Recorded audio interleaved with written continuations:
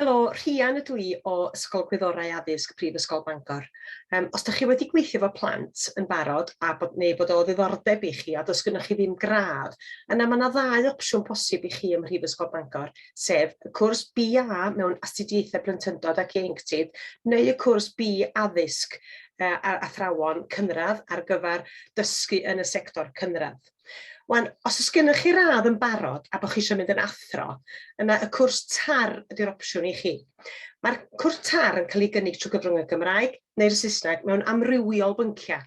Da chi unau'n gallu gwneud TAR cynradd neu da chi'n gallu gwneud y TAR uwchradd ac yna dewis eich pwnc arbenigol chi, enghraifft, mathemateg, Saesneg ac ati. Opsiwn arall, wrth gwrs, ar ôl graddio, ydy gwneud MA. Ac allwch chi wneud yr MA mewn plentyndod ac ieuenctid yma ym Mangor, neu'r MA mewn dadansoddi ymddygiad cynwysedig, sef yr ABA. Mae'r ddau gwrs yna'n mynd i fod yn eich arwain chi i yrfa arbenigol o fewn byd addysg. Os ydych chi eisoes yn athro, yna wrth gwrs fi allwch chi wneud yr MA rhan amser efo ni ym Mhrifysgol Bangor, neu fi allwch chi wneud yr MA mewn astudiaethau addysg a cherddoriaeth, neu wrth gwrs mae yna opsiwn newydd, sef yr MA cenedlaethol mewn addysg, sydd yn cael ei ariannu gan Lywodraeth Cymru.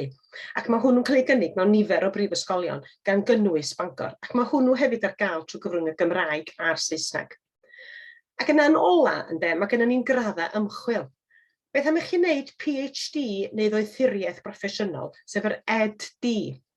Mae'r PhD yn rhaglen ddoethuriaeth wedi arwain gan ymchwil, lle bydd modd i chi weithio efo ymchwilwyr arloesol a phrofiadol mewn meysydd arbenigol fel anghenion dysgu ychwanegol, dwyieithrwydd a llawer mwy. A mae modd i chi astudio PhD yn rhan amser neu'n llawn amser. Felly, pam ddylech chi astudio ym Mangor?